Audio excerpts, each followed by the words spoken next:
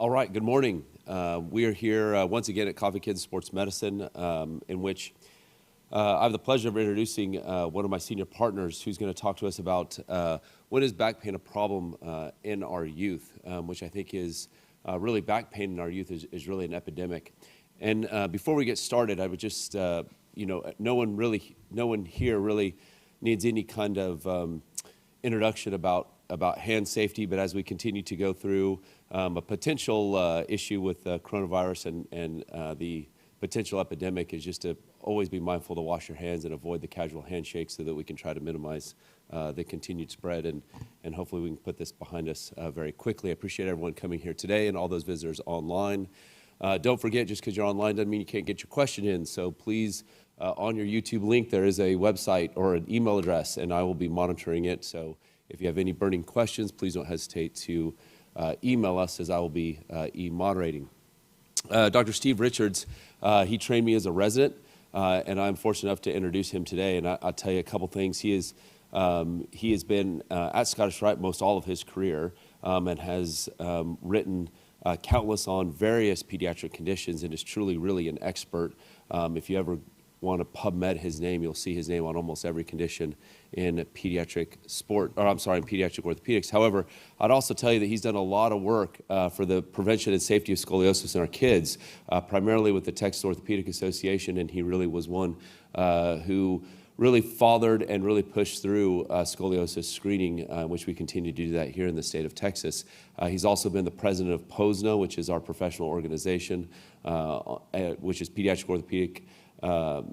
Orthopedic Society of North America, as well as the president of the Scoliosis Research Society. So you can clearly tell he is the right person to be giving this talk. So I'll give the floor to Dr. Richards.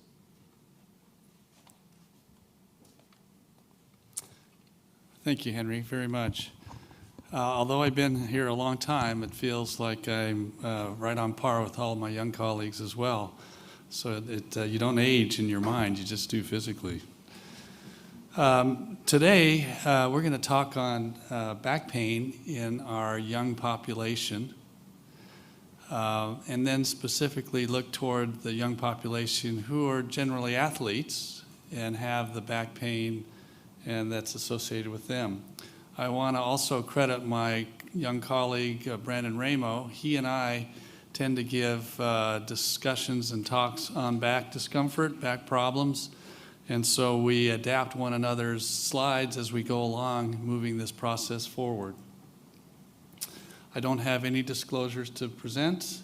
Today we're going to talk about the common pain causes in the lower back area. We're going to discuss the most at-risk population with sports and others, the general population. We're going to discuss concerning findings that require referral beyond just your own clinic, and the current evidence regarding preventing back pain, which is really scant, actually. Back pain is all over the place. It's more present today, at least coming to the physician, than ever before in my career. We see a lot of it in every one of our clinics, and I'm sure all of you do as well. It's clearly an epidemic. It hasn't become a pandemic as our virus is becoming so, but it's everywhere now. Back pain is a big issue. It's rarely serious. It's very common, but rarely serious. Having said that, when we look for issues about back pain and we hear the hoofs coming down the road, think of the common things like musculoskeletal back pain or spondy, but don't look for the bizarre things so much because they're going to be uncommon. Having said that, this 12-year-old female came to my clinic here 2.5 weeks ago with a 3-month history of back discomfort. She was involved with cheer and in basketball. She'd taken a fall landing on her shoulder and began complaining of back discomfort at that time. She came in here with some outside x-rays that you see here, and an astute radiologist picked up the fact that the 6th thoracic vertebra was a little bit flattened. Her examination was normal to me with one exception, and that was when I asked her to be flexing her neck down, it was much stiffer than we normally see. That was my only finding, which I interpreted somewhat as a neurological finding. We moved ahead with an MRI, and you can see this flattened vertebra with some impingement posteriorly. And because of that impingement posteriorly on the cord, there's a syrinx that was developing right above that. So we still aren't certain if this was related to trauma or if the trauma was incidental and this is something like a histiocytosis or eosinophilic granuloma that's leading to this flattened vertebra that's going to be excised in the following week, and we'll find out with a biopsy if it's truly normal tissue or if it's something beyond that.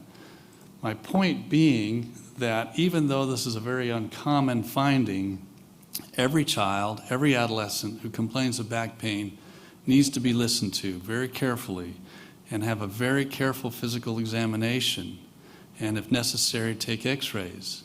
We do not ever blow off back pain. Every one of the children who come through our clinic gets a pretty thorough evaluation, particularly a neurological examination, before we assume that this is a musculoskeletal condition. So back pain is a very common condition that we see today. We're going to talk primarily about the musculoskeletal strain and spondylolysis and spondylolisthesis. We're going to answer the question, is scoliosis a source of back pain? And we'll talk about some of the unusual conditions that you should refer for evaluation about with regard to the causes of back discomfort. So the prevalence of back pain is going up. It increases as the children get older. And in this information, as many as 50% of adolescents will come in at some point complaining of back discomfort. My thoughts in the past were it was roughly 30%, but it's probably increasing. And in the European countries, there's 13% who really describe it as disabling pain. When we think of the reasons why, a few of the things that people will ask questions about, what about backpacks? Do they lead to, so these are school backpacks, do they lead to pain? What about the role of sedentary lifestyle and the deconditioning of the core muscles? And in the adolescent, there are clearly psychosocial issues which may actually present as back pain, but that's not the real issue, the back pain. Before we consider all of that, though, we always look for underlying pathology. Again, we always take the complaint seriously, do a thorough evaluation, x-rays if necessary, and then go from there. So backpacks. This was my daughter's backpack several years ago. This was half full and it weighed 21 pounds. And the questions arise today all the time, is the back pain that we have in school children related to their backpacks? And in fact, Henry, mentioning the Texas Orthopedic Association, we had some correspondence about one of the representatives hearing about back pain from parents so much that he wanted to consider introducing legislation with regard to backpacks at school. We steered clear of this one. Backpacks have been studied and clearly are associated with back pain. We try to limit the amount that children carry in their backpacks simply as a common sense issue to control some of the backpack-related back discomfort. There isn't any evidence, however, that it leads to spinal deformities such as scoliosis, which is also a frequently asked question. And interestingly enough, nearly 90% of backpack injuries don't have anything to do with the lower back. They have to do with falling on the foot or swinging it around your shoulder and hurting the shoulder, or getting hit in the face with it, for example. I would refer anybody here who is interested on a handout to their patient population to go to this resource and query backpack safety, and you can have a nice 2-page handout which will be useful for some of your families. So the kids are hurting more, we think, really, because of lifestyle changes that are coming in with the social media and the phones that we use today. Everyone is on the phone so much more, and everyone is on the phone a lot so much more, and it's at the expense of getting out and running around doing some physical fitness activities. It doesn't have to be organized activities, but physical fitness is important for the kids to entertain. And with our medias that we have today, it's becoming less and less so. What this results in is deconditioning, if you will, and specifically on our purposes, deconditioning of the trunk muscles, the core muscles, the lower spine muscles, the abdominal muscles, and then we have some deconditioned children coming in who complain of back pain. So where do we go from here? This is a great algorithm that we utilize in orthopedics. We do the evaluation for back discomfort. We take x-rays if necessary, some labs. And if the x-rays are unremarkable and the examination is not too remarkable, then it's a matter of conservative management with physical therapy. If the x-rays are not remarkable, but the neurological examination is remarkable, then we proceed with further imaging studies such as MRI and then go from there. Or if the x-ray is positive itself, we'll move forward with further imaging to find out what the underlying condition might be. So this is a general tree that we use when we look at evaluating back discomfort. We hear all sorts of chief complaints or concerns on the children or parents' part. We have some rather harmless concerns, such as listed here. They want to know if this is a problem that would be related to their child as well. Obviously not. Or that they want reassurance that their child who's been hurting for a while is really okay. Or coach is really working us hard because my child's going to be the next Zeke Elliott of the Cowboys and he's hurting because of all the weights he's lifting. Or this is one that really sets off the alarms, and we think of Heather Richard when we have a patient like this. Heather Richard is one of our psychologists who's, we're the fifth visit, and they've had an enormous evaluation at this point and aren't satisfied with the answer that they received, and so we're next in line. But we always think of several things. We think of the onset of pain. Was it traumatic or was it insidious? It makes a difference. What aggravates or alleviates the pain? Does it come on because of some activity that was done or doing nothing? And we often hear, I'm not doing anything, I just feel uncomfortable in the chair at school. Is it localized or does it go down the leg? If you have pain coming down the leg, that's a little bit more serious that we think of. That could be associated with a neurological change. Does it waken the child at nighttime? We think of other conditions like benign tumors of the spine that could do that. Or does a child have fever, appetite, weight loss, bruising? We think of generalized conditions, and we've certainly identified leukemia, who presents initially as back discomfort. But in general, pain that's localized to the back, that is worse with activity but does not waken the child at night, may require some Tylenol or ibuprofen periodically. The examination is normal. That's usually not too worrisome and can be treated with reassurance and patient education. That's assuming your examination is normal. So when we do the examination, let's make sure we have the patient properly gowned. You don't want to breeze through an examination and be incomplete. You want to take the time to assess everything you need to do. And we check the spine for kyphosis. We check the spine for scoliosis. We check the spine for rigidity, bending over to pick up an object. If they're very, very tender with the infrequent cause, such as discitis, they'll keep their spine straight and bend only at the knees and the hips to pick up an object. So we observe all of this as we do our physical examination. We look for skin changes. Is there bruising? Are there congenital marks down in the lower back? We check the neurological status with abdominal reflexes. The diagram you see on your left are the dermatomes that we look at. And so if somebody has a disc problem, then it usually follows one of these distribution patterns that you see listed here. If they have pain that involves the entire thigh and they're worried about a disc or something like that, that's very unlikely. This is Waddell's sign. I introduced this just to be complete. This was introduced 40 years ago.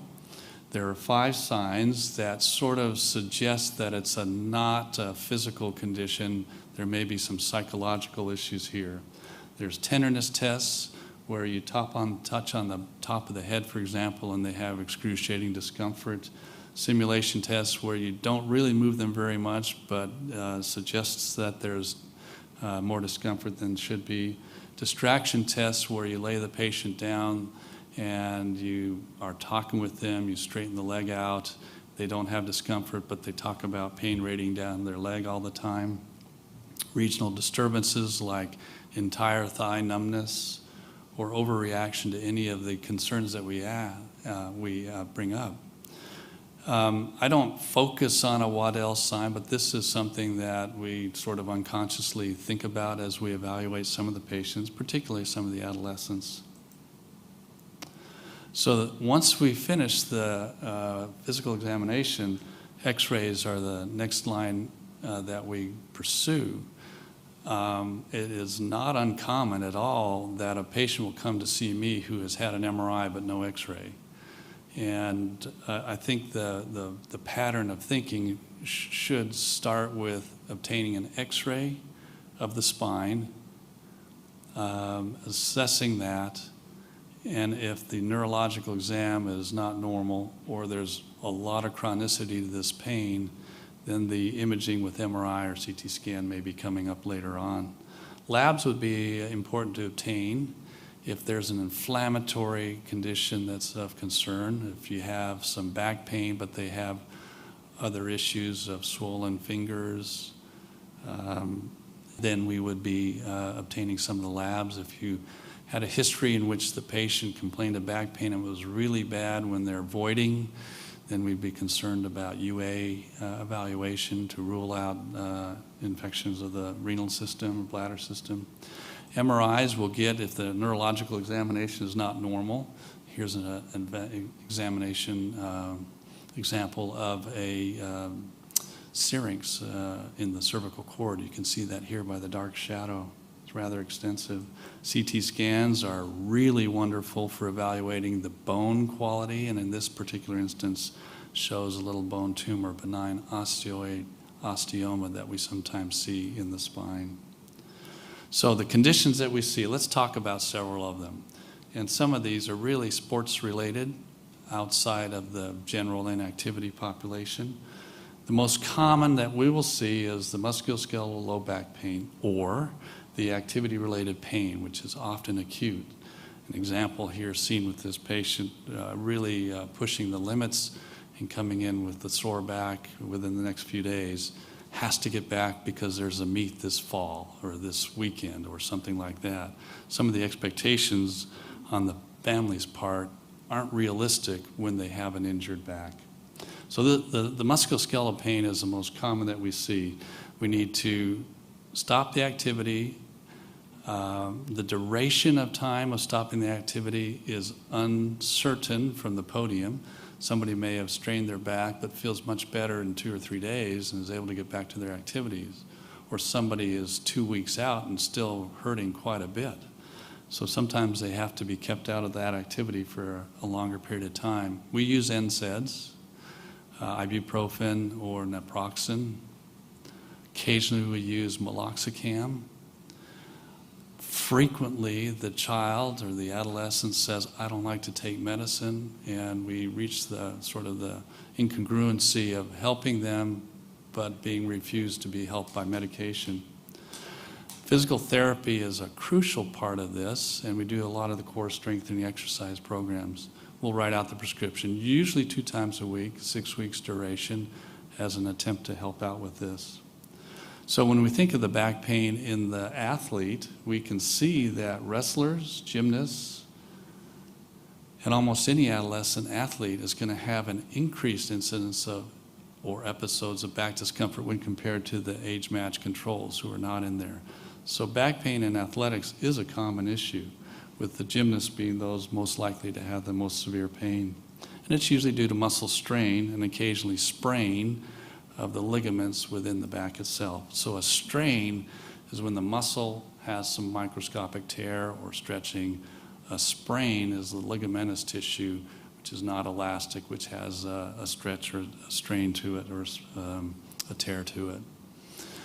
Here's the things that run through our mind as we see the kids, and a variety of different orthopedic conditions as you see listed here. Not only that, but we also think of the non-orthopedic or non-spinal conditions, as I mentioned a little bit earlier, that we have to think about for those who have back pain. And we ask the appropriate questions. But in reality, most of the time, we're going to be looking at these. And beyond that, most of the time, this is going to be the condition that we're working with for those who have back discomfort. So with the strains and sprains, we have disruption of the muscle fibers, or we have disruption of the ligamentous tissue. The pain can be very short, and it can go away rather quickly, which is ideal for everyone who's either the patient or the medical professional who's treating the patient.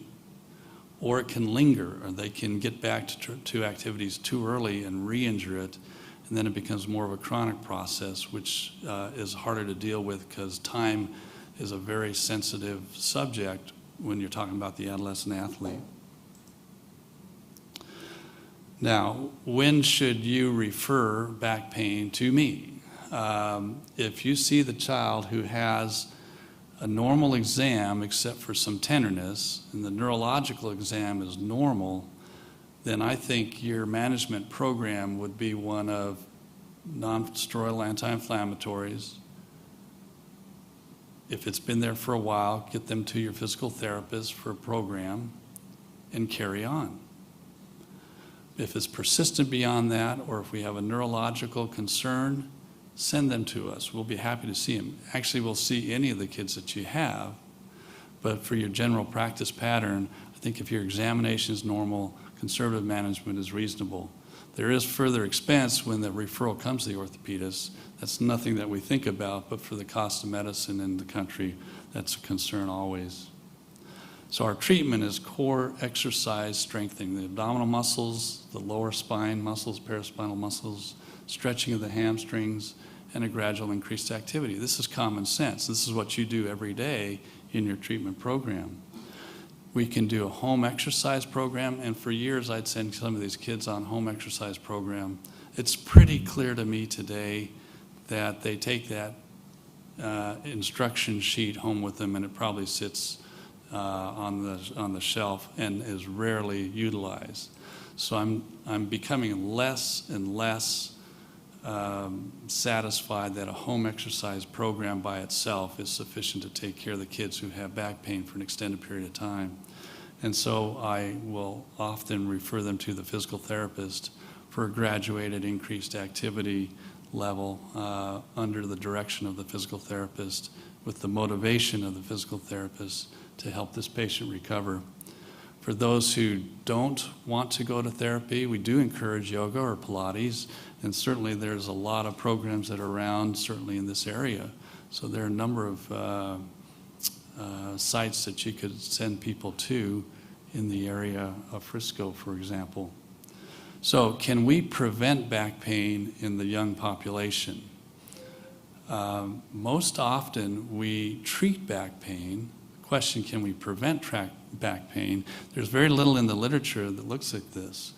In 2004, looking at the young population in a review of 76 articles, there was the conclusion that back pain was often psychosocial, presenting as such in the literature, and that there was not enough evidence that we could formulate some evidence-based guidelines to prevent back pain in the young population.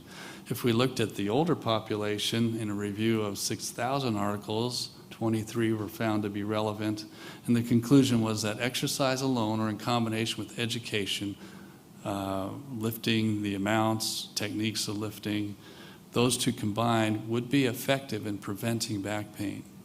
But the education alone or back belts or special shoes for running, etc., are not sufficient by themselves to prevent back pain. These are very general statements. They don't help me very much. So if you're asking today, how do we prevent the back pain in the young population? There's no guidelines that you're going to find in the literature. General conditioning is wonderful, but it's usually a reaction to the patient coming back to see you who has the back pain as opposed to having been successful in preventing it. Here's some spine conditions you should refer. Spondylolysis, often seen in our gymnasts.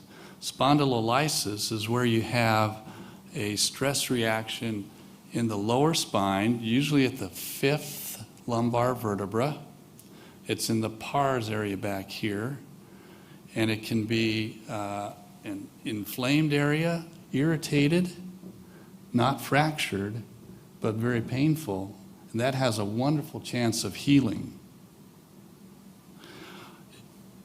You can see on this diagram in the middle piece where that fracture is in the pars. Occasionally, it will lead to destabilization of the spine where you'll actually have some forward slippage of the spine on the pelvis, as you can see on your right here. Here's an example of a gymnast training a number of hours each week, complaining of lower back discomfort. Some oblique x-rays were taken. Looking at this area, we could see a suggestion of a pars injury. CT scan is the best tool we have to assess the bony injury of a pars defect for a spondylolysis. And you can see that it was present here on your right. Spondies occur in families. They occur commonly in the Eskimo population. The lysis is more common in boys, but the shift following the lysis, the spondylolisthesis, is more common in girls. Look at the prevalence on the bottom. In our Caucasian population, 6%. In the Eskimo population, as many as 25%. But let's look at everybody in this room. So if we had everybody in this room, we had 10,000 of us at a high school football game. 500 or 600 of those in attendance would have a spondylolysis. I consider that a huge number. Many of these are symptom-free or have occasional backaches and have never been diagnosed. But spondylolysis is a fairly common condition that we see. 40 years ago, 35 years ago, I guess, this paper was published looking at patients from 65 years ago who were x-rayed in their elementary school looking for this abnormality of their spine. A study such as this would not fly today, obviously. So x-rays were taken on normal kids. And over the course of time, the identification of a spondylolysis was seen between 4 and 6%.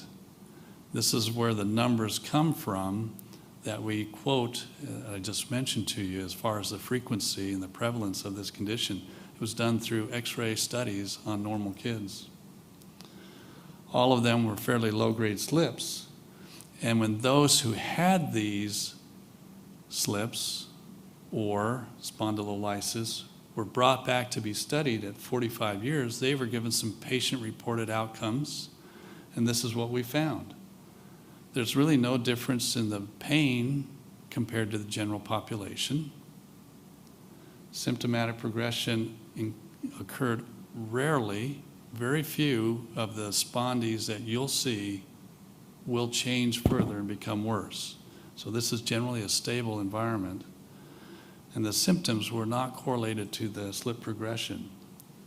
And once the slip was there, it'll always be there, but most likely it will stay as a very mild slip. Will they heal?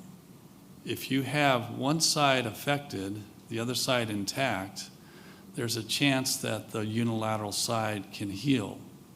If somebody comes into your office and has been evaluated with x-rays which are normal, and an MRI has been taken which shows edema in that area of the bone, that pars, that's a pars stress reaction. If you rest that child, that will heal. So that'll heal. Once the fracture has occurred, it is less common for that to heal. Although it has a chance to, it's less common. And once we see evidence of it on x-ray very often, it's there to stay. So the symptoms may improve, but it's not because the bone is healed back. So let's say the spondy patient comes to you in clinic was identified, is sent to you for evaluation of this, but is relatively symptom-free.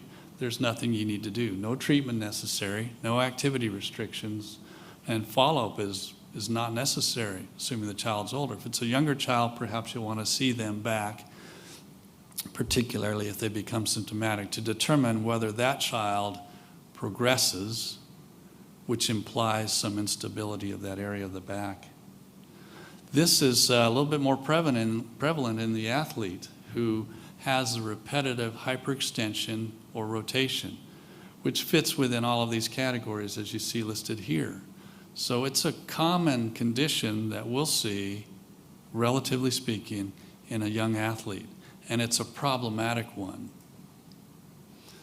What happens is that you have extension, which leads to repetitive impact in that pars region as diagrammed here with the line across the pars on your right. So when that patient goes into extension, it puts forces across there. I'm going to go back on this, back and forth. You can see how there's repetitive injury, if you will, or stress placed to that pars. The fifth lumbar vertebra is where it happens 90% of the time or greater. The fourth, perhaps 5%. The third, perhaps 3%. But this is really a problem at the fifth lumbar vertebra. This is Lisa LeVay. She was a fellow who we trained several years ago in pediatric orthopedics. She was known as The Rock when she was on the Canadian Olympic gymnastics team. And she was phenomenal. Here's some pictures of her when she was 15. Pretty impressive. But when we look at this and we think of landing like that, there's a lot of stress that goes into the lower back area. This is her on the beam. This was her event. She was The Rock. She always started their team because she was so dependable. Again, tremendous hyperextension as we have it going across here, putting stress on the spine, as you would imagine. So when we evaluate the spondylolysis, the potential for that, we used to use a lot of the oblique x-rays that you can see here on the right. And many of you may have heard of the Scotty dog lesion, where the collar on the dog is the area where you see the abnormality right in this region. Unmarked, you can see it here. You see the resemblance to this. We don't use this x-ray much anymore because the true final answer is more on the CT scan, and that can show evidence of a spondylolysis with more reliability than does the oblique x-ray. So we don't get the oblique x-ray very much. So what about management of this? Here are some more examples of the spondy. Here, incomplete. Here, complete. What about the acute versus the chronic? Unilateral versus bilateral, L4 or L5. Treatment for this is let's stop the offending activity. And in the gymnast, this is hard. There's always a meet next week. And so when we take them out, this is not something that recovers as quickly as muscle strain. This is something that takes a lot of time to calm down. What you have is a lot of edema in the tissue around that spondy. That's what gets pinched. It hurts. That has to quiet down before they get back to their activities. So we put them in an anti-lordotic brace, actually, trying to put some stress relief across there. We often have 4 to 6 months of time that we take away, and we worry a little bit about deconditioning, but we do the core strengthening. It doesn't help the rest of their conditioning. And so it's a little bit of a problem in the gymnast. The question is, does this heal? And if it's unilateral, meaning that one side has cracked, the other side is still intact, it has a much better chance of healing than if it's a bilateral lesion that has been there for some time. When I recognize or see a patient who comes in, by the time they get to me and they have a bilateral evidence of a spondylolysis, that lesion is there to stay unless it has repaired surgically. Fortunately, most of them don't need to be repaired surgically. You can see the CT scan on your lower right is one that's quite chronic, and regardless of your immobilization, that will always be there. Now, what about with the rest and with the management and the exercise program and the recovery? How many of these kids can get back to their sport? As many as 85% can do so. And what we find is success is defined when they have basically pain relief or mild symptoms, and they're able to get back to their activity of choice. And so 85% of the time, this will happen. Activity restriction is necessary when it's symptomatic. Exercise program, and we highlight this, it's kind of superfluous in the elite athlete because they are a very finely tuned machine. So 85% of these patients, they'll improve, they'll be able to get back. What about the other 15%? The other 15% who remain symptomatic will often consider surgical intervention. Here's a gymnast who was 17, 6 months following her symptomatic presentation. She remains symptomatic. The question is, what can we do to treat that? There are surgical techniques used to treat this. So if we have a spondylolysis at L4, as you saw here, we'll try to repair it. We may use a screw across there. We may use wires across there. We may use a combination of the two, or we may use screws with hooks. All of these are intended to immobilize that to get a union across that area that's been broken. And it's effective. But I wonder if it's still going to allow that high-level athlete to get back to their sport. We try. We've done that on a number of things. I had a motocross guy who we successfully got back after 2 surgeries, one at 2 different levels. But this is pushing the envelope, and it may take a child out of their program. Sometimes the spondy is more severe, leads to imbalance, and requires a more general reconstruction of the lower spine. So that's spondylolysis, spondylolisthesis. What about scoliosis? Does scoliosis cause back pain? Who here says, yes, it's the reason for back pain? Okay, fair enough. It's often present in those who have scoliosis. Norm Ramirez was a fellow with us years ago and looked at 2,400 of our patients who had scoliosis. And he found that 32% of them had back discomfort. 23% on initial presentation, another 9% during the course of their treatment program. So a third of them had back discomfort. But of those who did, only 9% of them were ever found to have an identifiable cause of that back discomfort, with the most common reason being the spondylolysis. So most of them were the musculoskeletal discomfort that happens. So when we think of this is the same incidence of back pain in the general population. So when someone comes to me and says, is my scoliosis the reason for the back pain? The answer is generally no. How am I doing on time here? Generally no. That's what I'll say to him. But if this patient comes to you who has chronic back pain, who has headaches, who has shoulder pain, has a neurological abnormality on your physical examination, watch out, because that may be somebody who has a syrinx who presents with scoliosis. Scoliosis can be a sign of someone who has a syrinx. So for the idiopathic patient, the neurologically normal patient, usually it's not a cause of the back pain. Here are some other sources of back pain in athletes who are serious athletes and athletes who are conditioning for cheer and other recreational athletes. Disc bulges, does that lead to back pain? This is a young lady I saw here 3 weeks ago who played soccer, back pain for 6 months. treated with non-steroidal anti-inflammatories and physical therapy and not getting a whole lot better. And you can see this disc bulge at L4-5. This is a problem in that it may be a source of persistent lower back discomfort on a longer term basis when they have a disc abnormality like this, but it's not something that we fix with surgery, but it may require a reevaluation for athletic career.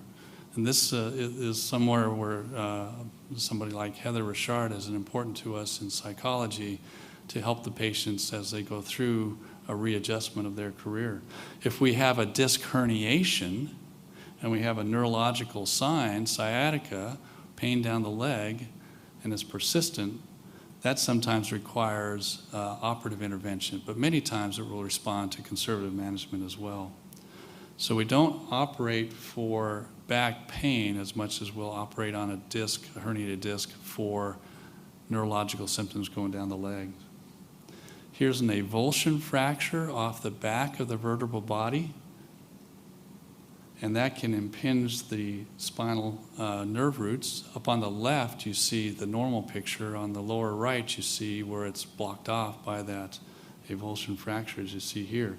So here's a 13-year-old boy who was doing the deadlift when this happened. He broke the bone, and he had neurological symptoms. And here's the CT scan showing that area. There's the MRI in the middle showing that area. And once that was excised, he was fine and doing well off his medications within 2 weeks.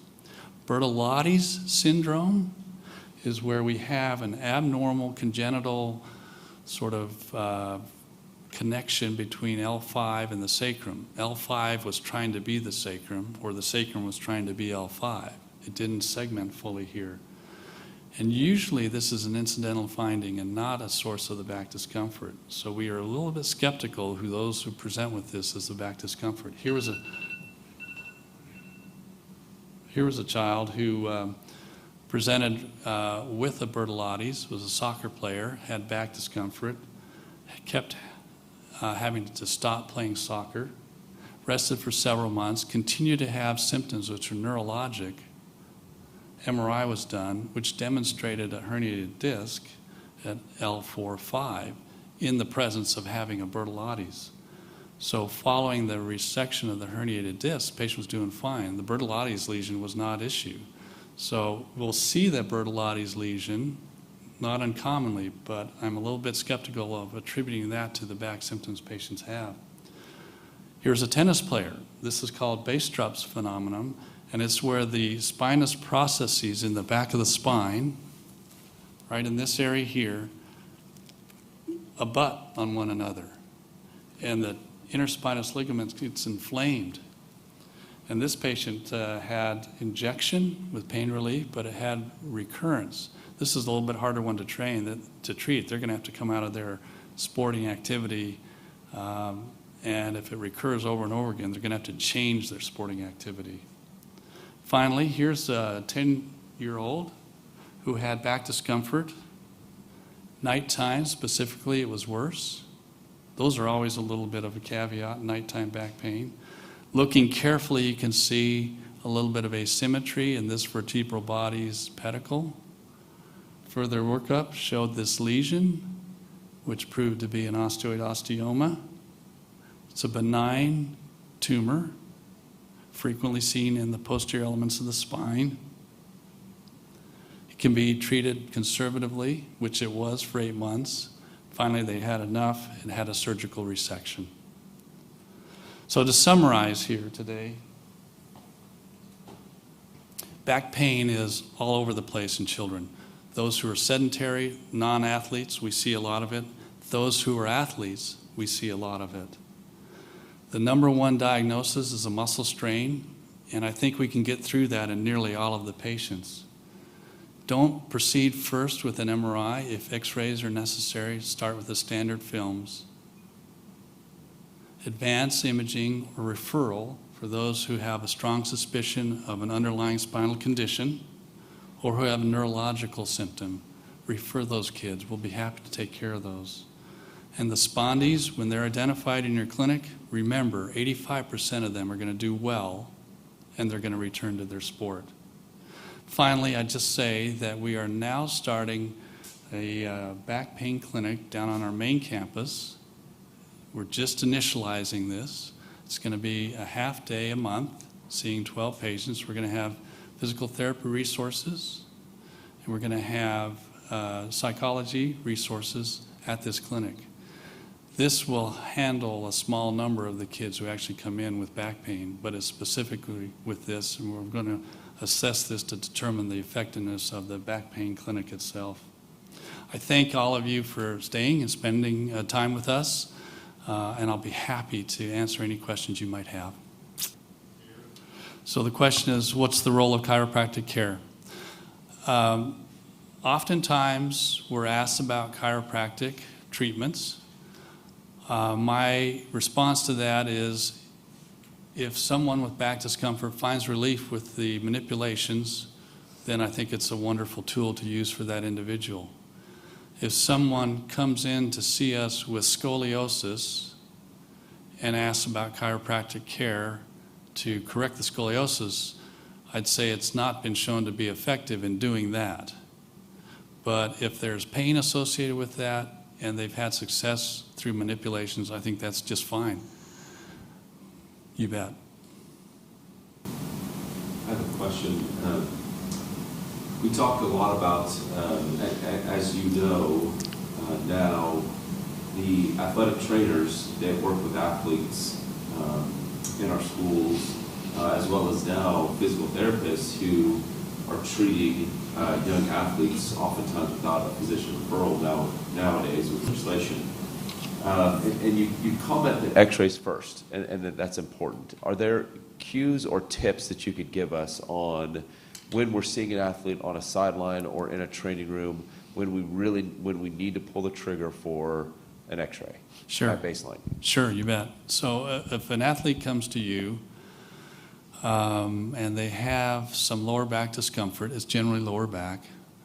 If it's up in the thoracic area, if it's atypical back pain presentation, then I think an x-ray is indicated for evaluation. If it's in the lower back and it's following athletic events and their neurological and physical examination is normal with the exception of the tenderness there, I don't think you need to start with an x-ray. I think you start with your conservative management. If it persists and doesn't get better, then an x-ray is indicated. And the x-ray is specifically really to look at the lower back and see if there's a spondy that's present. But I think in the presence of a normal neurological examination and a relatively recent onset, that an x-ray is not necessary. Don't move ahead with MRI as your initial exam. And oftentimes with some of these athletes, we are working on activity modification or cross-training. Mm-hmm. Are there if you have an athlete that just has that mindset of I'm an athlete, but they're a gymnast or they're a swimmer, and that's the etiology or the presumed etiology of their back pain, are there safe sports or safe exercises that you would recommend to say, hey, take some time off, but that doesn't mean you can't still exercise, you can do this instead? Yeah, I think the take the time off doesn't mean you just go and rest all the time. Take the time off means that you're working on your core muscles. You're not doing an impact activity, you're not doing hyperextension activities, but you're trying to maintain and build up your abdominal musculature and your paraspinous musculature and your hamstring stretching. Those are effective ways to treat this during the time, but you get away from the offending activity. Sometimes it's impact with running, then you can put the child in the swimming program. So there's a variety of ways that you can, as you say, cross-train, getting them out of their activity that led to the symptoms in the first place. You know, weight training is probably one of the more common reasons that we're going to see the kids come in for the lower back pain. And we have e-moderator or e-questions Sure. as well. You bet. They're not just all mine. Could you just comment on back pain in the particularly young kid, perhaps a kid yet less than 10? Mm-hmm. Are there any different considerations that you may have for the young child with back pain? As I mentioned earlier, everyone who comes in deserves a thorough history taking, deserves a very thorough physical examination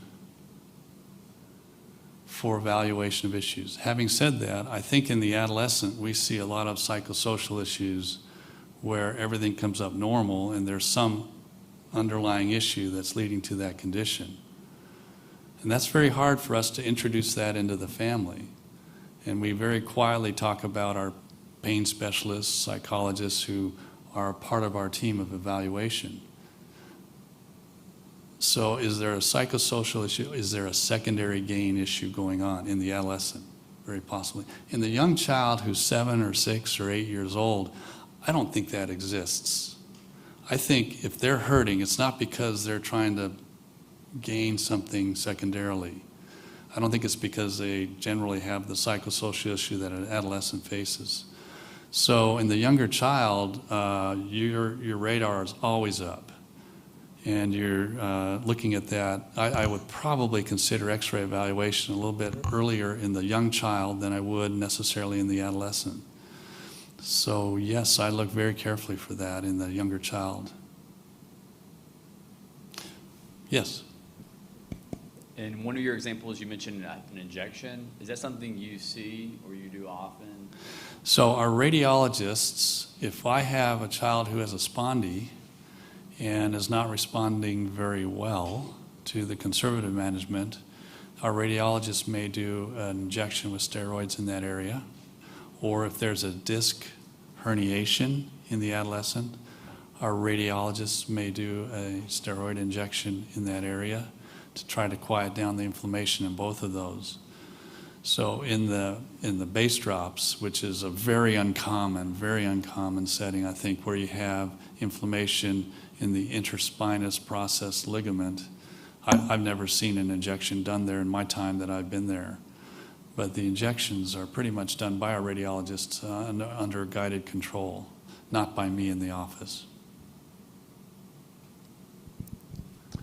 I see a lot of young athletes who, and I'm sure that therapists too, that may be dealing with a spondy, and they, I have not really bought into the necessity of brace wear, and I see a lot of variability, and I have some families just asking for a brace. Could you comment on whether you think, do you use brace routinely, and what's your threshold to use a brace? Well, there's a variety of different types of brace. I wonder if you could comment on that. Sure. The initial evaluation is one of clarification of the problem, conditioning of the trunk, avoiding the activities that got it there in the first point, pouring on a fair amount of optimism and enthusiasm that they're going to improve, but I don't put them in a brace to start with. If they come back several weeks later not improving, then the brace is sort of an anti-lordotic brace, if you will, where you're trying to unweight that extension in the lower back area. And that's going to be worn for a period of time. Remember, somebody who comes in with spondy, particularly an athlete, has really stressed the area. And the spondy may have been there a long time, but now the inflammation and edema in the area surrounding that spondy is what's generating some of that pain. And that quiets down. The spondy, although it remains there, it doesn't heal up, the symptoms improve. So you unweight that with the brace. It's just a LSO basically that unweights that keeps a little bit less lordosis in the lumbar spine. It's not the primary approach, but is reasonable to utilize with the family, with the patient. Please, Laura. What's your go-to strength assessment for core strength? And what do you mean by that? So are you a planking guy? Do you measure how long they can hold a plank? Do you look at just specific extensor time holds? How do you assess? Great. the strength? So having been an individual with low back discomfort at my stage and trying the planks, that's a bear. So I do a lot of the stretching where you're basically flexing across that area, unweighting that area. The planks, I think, are I'm going to build into the planks. I'm not sure that's your primary approach, but build into that. And the variety of exercises that we have, you're going to be much more familiar than I. We have the sheets, and we have the different types of exercises, the planking being one of them, usually on the knees and the elbows, if you will, and holding the back for us. But that's one of the benefits, I think, of a graduated physical therapy course. If I send somebody home with the home exercise program, it's sort of start here and stay here. If I send them to you to be seen, you're going to assess what they are capable of doing in the first couple of sessions, and as they slowly improve, you're going to increase the activity level, which would include your planks, for conditioning of your paraspinous muscles and your abdominal muscles. I think that's pretty much the ultimate sort of example of really working those hard. So I think that's a graduated program. Well, Dr. Richards, I appreciate your time, and thank you very much. And we'll give you one more round of applause. Well, before you do, I want to thank you guys for being here, for listening, for sharing this information. These are educational talks for the audience, but these are educational talks for me to see what the audience wants and needs to know. I appreciate it. Thanks.